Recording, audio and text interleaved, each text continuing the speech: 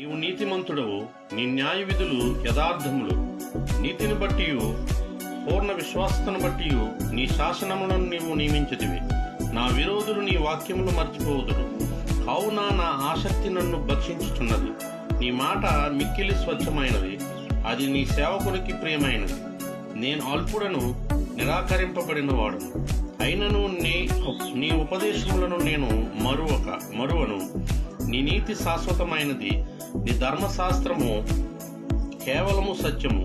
శ్రమయు వేదనయు నన్ను పట్టి ఉన్నవి, అయినను నీ ఆజ్ఞలు నాకు సంతోషం కలుగజేయుచున్నవి. నీ శాసనములు శాశ్వతమైన నీతి గలవి.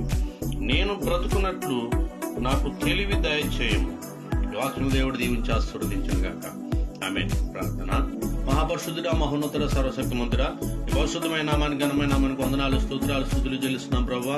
తండ్రి ఉదయ కాల సమయంలో ప్రభువా ప్రార్థిస్తున్నాను.